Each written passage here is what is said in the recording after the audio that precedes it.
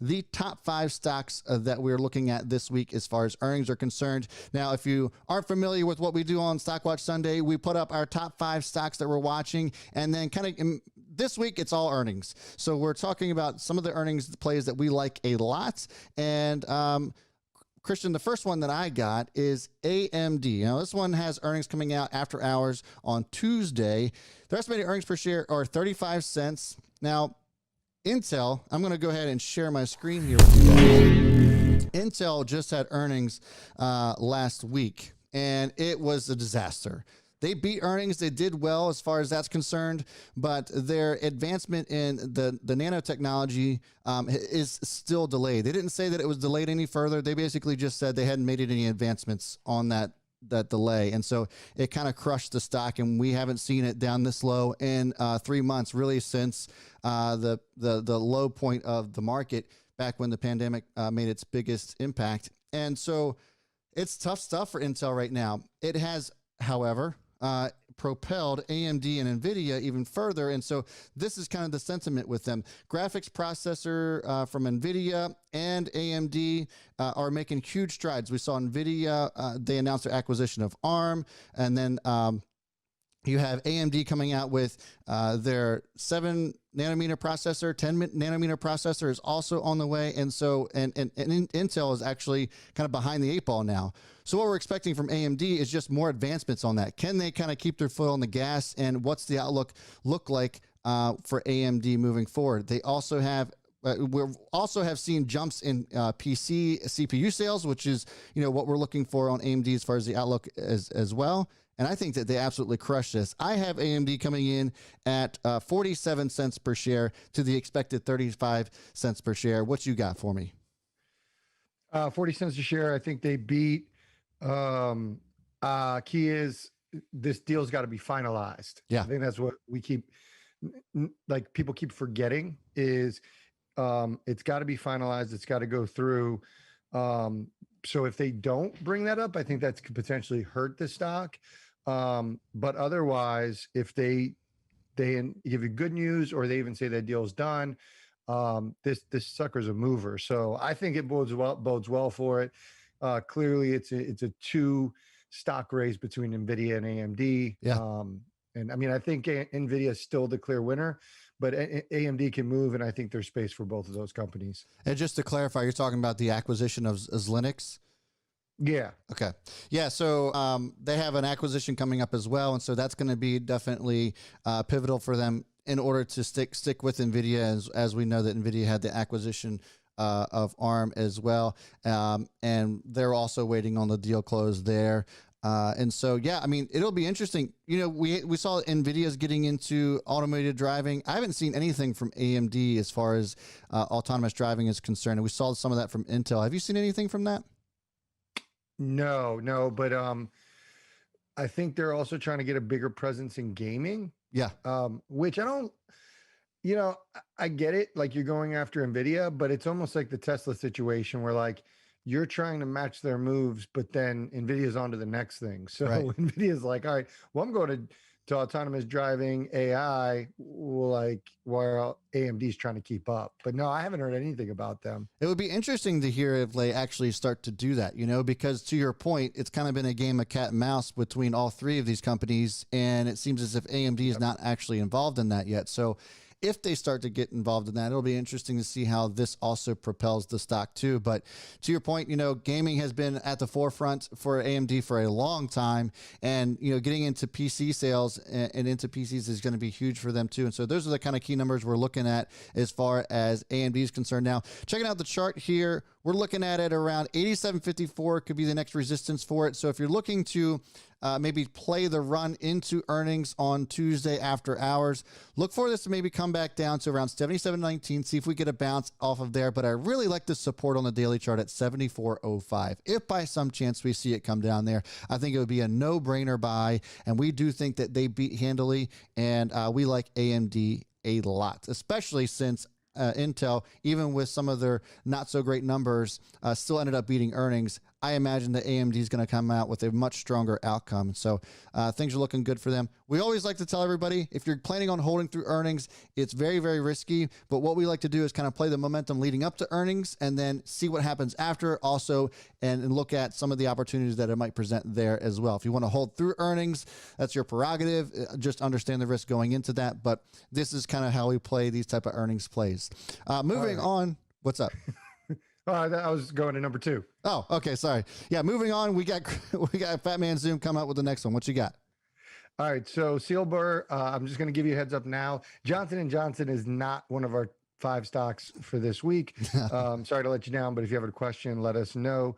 And number 2 is Microsoft. Microsoft, after hours also on Tuesday, $1.54 is the estimate. I have them coming in at $1.65. Now, here's what I think is going to be really important to listen for in these earnings. LinkedIn and gaming. So Microsoft, we talked about, they're a bit of a sleeper. They've done a great job of differentiating themselves and carving out a little niche in the market and really establishing themselves from the cloud, from the team's perspective. But I don't think there's anything that's going to be material in that. I think if they show growth corporate wise, their last earnings, they did mention a slowdown in small mid-sized business, and they expected that trend to continue. And I expect that trend to continue. I expect that trend to actually be worse, especially for small business. Yeah. However, I don't think that matters. I think what matters is the gaming and their focus on gaming and the continued growth in gaming. Also LinkedIn. And I think people forget that Microsoft owns LinkedIn. Yeah. And LinkedIn saw huge usage last month. And I expect that to continue. I expect with unemployment staying high for that to continue. And especially their people using the platform for searching for jobs, but also for trainings. And LinkedIn, you know, they're under the radar as well. Like they're under the radar for use case. And while you have, you know, Facebook, Instagram, and the like, really like looking at the social aspect of it, I love how LinkedIn has just really, they've done a great job of positioning themselves for the professional side, from the work side, both sides, employers and employees, and they've monetized it really well, not in addition to advertising. So because of that, if we see those numbers blow out, it should move really well. But I love Microsoft. Yeah, you know, I was actually going to speak on the point of Microsoft as well, as far as LinkedIn was concerned, because everybody's been kind of giving LinkedIn and the way that they've been running that platform a bad rap, and for good reason. It hasn't had really all that strong growth when you compare it to other social media platforms, and that's essentially what it is. It's social media for those who are in business or those who are looking for a job and that sort of thing, trying to network with other entrepreneurs. That's really kind of the focus of it. But at the end of the day, it's still a social media platform. So they've come under a lot of scrutiny as far as how they've been able to grow that. But to your point, and this is the point that I was going to bring up, I think a lot of people are underestimating the amount of usage that platform is going to have for people who are looking for a job. We've already learned that over 21 million people in the country still have no job. And so they're more than likely looking to something like LinkedIn to try to find one.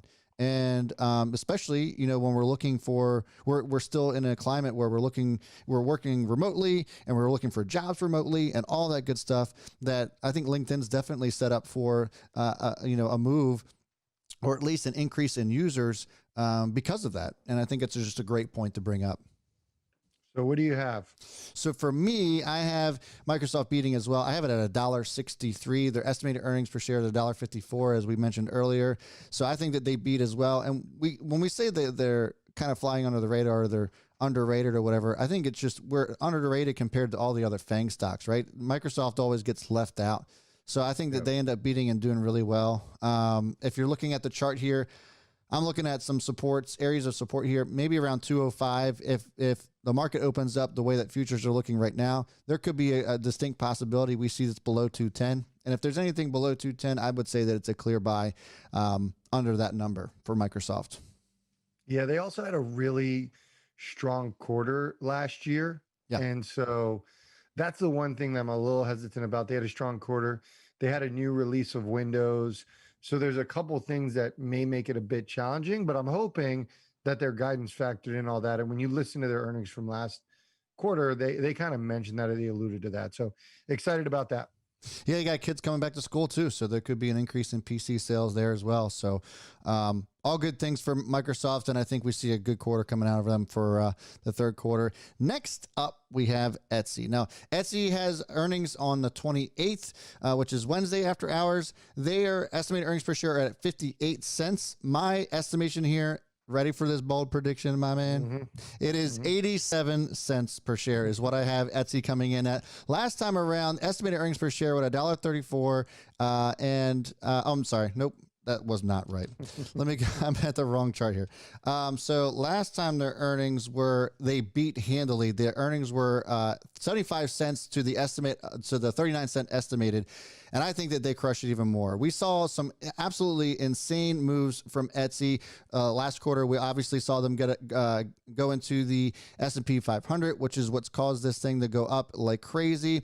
They had 400,000 new active sellers on Etsy. And for the first time, they had more active sellers. I'm sorry, they had more active buyers than they had active sellers this year, which was really good for them. And it created a lot of exposure. And people are starting to realize that Etsy is actually different than Amazon in the sense that everything that they've been trying to do, from just a craft and home built type stuff when it comes to just home decor and all that kind of stuff, is so much different than the Amazon side of selling. And Amazon tried this and they actually kind of failed miserably at it. And so Etsy in itself is just kind of standing alone here in their own little world, kind of like when we talked about how Zoom was, the video platform. Even though there were all other video conferencing platforms, Zoom was just it. And I think that Etsy in this space is just it.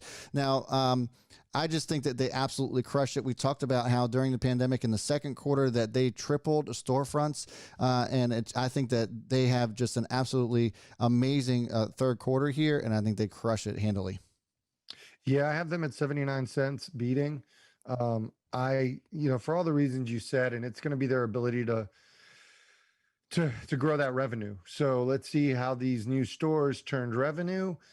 And I think, to your point about Amazon, I don't think Amazon's competition. I think Facebook would be more of a competitor than Amazon with Facebook Marketplace and with Instagram Shops. I think that, to me, that would be taking market share rather than Amazon. But I still think they do better. And I think they do it better. The experience is better. And so for Etsy, for them to be able to specialize into that, this whole e-commerce movement, digital movement, it just benefits them, and it benefits them for a very long time coming. I expect a huge 2021 with them. And so really, I say guidance is important for every company, but this company in particular, because are they going to show that massive growth moving forward and capitalizing on those stores? Yeah, I mean, really, really great point. One other one that I'd like to make is that there was a 51% increase in repeat buyers for the second quarter. Be curious to see what that number looks like in the third quarter. I think we see an even higher number there. Probably not too much higher, but I would like to at least see 55, maybe even 60% increase and repeat buyers compared to last quarter. So, this quarter last year. So I think that is probably very reasonable, and I would love to see that number out of them. Next we got Starbucks. What's up? What you got for me on Starbucks? So number 4 is Starbucks. Estimates are at 30 cents. I predict a beat on this one, and it should be higher, but I'm going to say 39 cents.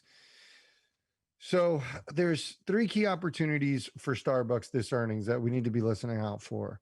Their new format. So they quickly shifted when the pandemic happened, and it was really the pickups and the delivery. So they had already had, deliveries, not deliveries, drive-throughs, the pickups and the drive-throughs. So they already had drive-throughs, fortunately. So it was a good use case in rural areas.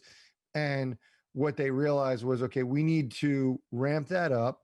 And then they added the pickups as well. And so for the urban areas that couldn't have drive-throughs, their thought was, we'll provide a hybrid experience where there'll still be cafes, but we're going to add these service nows. In China, they're called Starbucks Now, but they're just pickup areas and the digital platform. The three things are new format, digital growth, and China. Those are the three things we need to hear positive news from.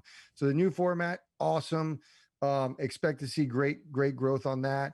Digital, continued growth. They saw a huge usage. They have one of the best loyalty programs in hospitality, if not the best loyalty program. And they saw awesome numbers as far as downloads. I think they had 3 million downloads and loyalty profiles created. So that number is going to be a key metric to look at, but far and beyond is China. So yes, in last quarter, 100 new stores opened in China during the pandemic. How much is that growth seen? It's the largest opportunity area for Starbucks. So keep an eye on that. They have a partnership. A lot of people don't realize they have a really strong partnership with Alibaba, and that helps out the China market as well, and Alipay. And then lastly, sort of side eye, they mentioned in their last earnings call that plant-based expansion is going to be a big focus for their menu. If you're thinking about BYND, that could be one play to see, maybe grab a couple shares to see if they talk about it in the earnings, which I anticipate they will. But that's another new side thing. They're trying to basically increase the average ticket cost, which is already going up because there's basically fundamental shifts in how people shop, because they no longer, the morning rush doesn't happen anymore because people are working from home. So right. We got to beat 39 cents. And I think that's conservative. Yeah, I think that's conservative as well. I actually went crazy on this one a little bit because of the Chinese side of things. When you talk about China and the increase in sales during the pandemic in quarter 2, we think about how they were actually opening up stores in the beginning of the third quarter still as well. I have them beating at 51 cents to the estimated 30 cents per share. So I think they absolutely crush it as well. Starbucks, for all of the things that you've said, I'm not going to go too much more in detail about it because you just did an excellent job of providing some due diligence for that. But just to throw my 2 cents in here, I think it's all about China. And I think that's why we see a huge uptick on Starbucks. As well as all the other things that you have mentioned. Looking at the chart here on the daily, we have a couple areas marked here as well. If we see this pull back, maybe it's around 87.50 and bounce from there, that could be a potential support for Starbucks. But we are approaching highs again on this thing, to the likes that we haven't seen since before the pandemic. Now, I think that we could see all-time highs, which back here at 99.72 was where it was at. If they beat earnings the way that we think they will, I think this probably potentially tries to retest that area. So be on the lookout for Starbucks. We both like it very much. And even if this happens to miss, which we don't think it will, look for some areas of opportunity, maybe around $82, $82.75 could be a spot that it comes down to, tries to retest that area. It did it several times before on last earnings. And so I like that area. If by some chance this misses or we see something in the report that the investors don't like, I like Starbucks. We like Starbucks. And moving on to number 5 is, but before we do that, before we go into number 5, we got 446 people out in here hanging out. If you guys could give us a thumbs up and share the love and get our name out there as we're going live, we certainly would appreciate it. Also, if you guys aren't a part of the Chaos Crew, you see some people here with their the bears next to their names, or maybe even a couple of bulls in there as well. We have a channel membership. It's $4.99 a month, and we put out a daily watch list as well as private live streams for our Chaos Crew folks. It also helps support the channel. If you guys want to be a part of that, which by the way, the watch list absolutely kills it every single week. Just ask the folks that are in the Chaos Crew. Come on over and hit the join button. Become part of the Chaos Crew. The link is also in the description, and it's pinned to the comments in this video as well. So it's all over the place. You can't miss it. What you got? Something. Two things. Steve King said, Fat Man Zoom called Sam Adams best be getting Starbucks. I love Starbucks. To me, Starbucks is the creme de la creme hospitality. They're the best. So, even though my earnings don't really reflect such a huge beat, I love this company. It's incredible. And no matter who wins the election, actually, it benefits. So yeah, that's one thing. Melissa H said, Fat Man with the research, killing the game. I'm going to tell you people, my Sunday was spent literally listening to the other earnings calls, like to the last earning calls. So those things are not fun. They're freaking snooze fest. So I want to let you guys know I'm committed to the cause, and I hope you give a little respect. But I appreciate that, Melissa. Thank you for pointing that out. I get a little bit of recognition. I appreciate that. Yeah. And I will say, though, the ones that you do look forward to is the Tesla ones. Anytime Christian is listening to the Tesla earnings call, he's always texting me, did you hear this? Did you hear that? Did you hear what he said about this? It's the only one he does that with. None of the other earnings calls matter. It's always Tesla when he does that. But true, that's true. All right, getting on to the last stock that we're watching this week. It is Facebook. Now, Facebook has earnings after hours on Thursday, as we said earlier in the show, at $1.89, and I have them coming in at $2.10. I think that Facebook is going to absolutely crush it, and it's all because of the way that Snapchat performed this third quarter. Now, that's not to say that Snapchat didn't do a hell of a job to get themselves to where they got to.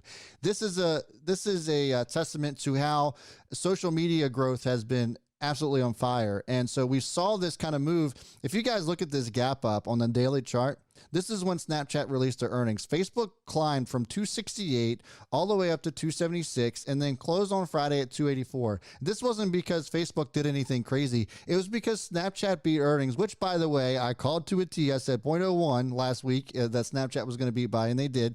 And so looking at Facebook, I think that because of the way that we saw active users in Snapchat, that this is definitely indicative of what we're going to see out of all the other social media platforms. We got Twitter, we got Pinterest also this week, which I think that Pinterest is probably the favorite of mine out of all of these social media platforms. And we wanted to talk about Pinterest, but I'm sure we'll talk about it later in the week, so don't worry about that. But Facebook is one that I like a lot. I think active users are going to be the huge focus for them, as it usually is. We saw a huge increase in active users on Snapchat for a specific demographic. We saw those 18 to 24-year-olds was huge. I think that Facebook these days is getting to more of the older crowd. And really, the active users, not just on the Facebook platform, but IG as well. And I think that this Reels, the addition of Reels to compete with TikTok is going to be monstrous. There have been times on Facebook where they've tried to mimic some of their competitors, and we saw that with the video conferencing platform with Zoom, and then it just couldn't compete. We've seen it with a lot of other things, but I think this Reels feature is going to be really, really impressive for Facebook, or it's going to be really impactful for Facebook. And I think they're going to probably work into a lot of the market share from these TikTok users, especially with some of the stuff that's been going on with TikTok.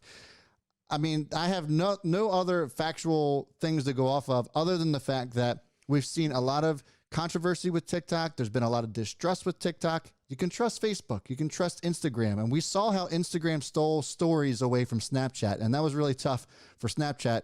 But Facebook and Instagram stole the show with that, and I think we could see that with Reels, and I'm betting we'll see that reflected into the third quarter earnings. So to address the Reels, I think they failed on Reels. Okay. As a user, Yeah. I think now that can't mean they can't update it. Yeah. But I think the reason why people love TikTok are two reasons: their ability to edit videos easy. Instagram hasn't done that. And the ability to consume, the way it's set up is like you just have to consume it, and you can never let the app go. And fundamentally, the way Instagram is set up, it doesn't do that. But can they recreate that? Like, if they can recreate that, I do agree there's a huge opportunity, and users want to be able to trust, want to go to a company they can trust. So Instagram's the best position to do that. I do worry that, like, they haven't addressed what makes TikTok great. They're like, oh, we'll just create this type of feature, when really Reels just feels a lot like stories in a way. And so they came close, but I think they just missed the mark. I hope they fix it and address it. Daily active users, yes, going to be really important to OAC growth, obviously, to the platforms. What I'm looking for in addition to that is Instagram shops. Have they been able to monetize that? growth on Facebook Marketplace, just like we talk about Etsy. I think we're going to see some huge growth there. And lastly, probably most importantly, the return to digital ad revenue, which has been reported. Snap reaffirmed that. And so as long as Facebook shows the same thing, I think their numbers are going to be great. I think they're going to crush it. They beat $1.99 a share. Ooh, $1.99. I like that. I like that. And you bring up some really great points as well. You know, and to be fair, I'm sure that you're, and I know that you're more of a Reels and IG user than I am, so you can probably speak to more than that than I can. I just look at the way that they were able to steal a show with stories, and I'm starting to see that this could potentially be something as well. So we'll have to see how that works out, but it's hard to argue that point as well. I see a lot of people saying that we can trust Facebook, and I understand the controversy as far as that's concerned, but the fact of the matter is that you can actually absolutely trust Facebook a lot more than you can trust TikTok at this point. So, you know, they've had their ups and downs and some issues as well, but they're not as severe or as great as what we've seen from TikTok. So, not only that, but the impact that they've had on small business, and we haven't really talked about that just yet, but the impact they've had on small business has been absolutely insane. And the way they've been able to touch a lot of people that way, as far as that's concerned, I think that that's really kind of where Facebook's bread and butter comes into as well. And like to your point, as far as the IG shops and Facebook Marketplace and all that stuff, I think is going to be really pivotal for Facebook, and it's really going to help them grow moving forward. Yeah, absolutely. Looking forward to seeing how they grow. All right, so that is the 5 stocks to watch this week. If you guys like this list, again, we put out a list like this, just kind of all typed out in the community tab every morning at 8:30 a.m. Eastern time before the market opens. If you guys want that every single day, make sure you're joining the Chaos Crew. We saw people, Vinny Lay, welcome to the Chaos Crew. So if you guys want to be a part of that, and if you want to make sure that you're getting the Stock Watch Sunday every single night at 7:30 p.m. Eastern time. Make sure you're hitting that subscribe button. Make sure you're hitting that notification bell. We would love to have you guys over here every Sunday night as well as throughout the week.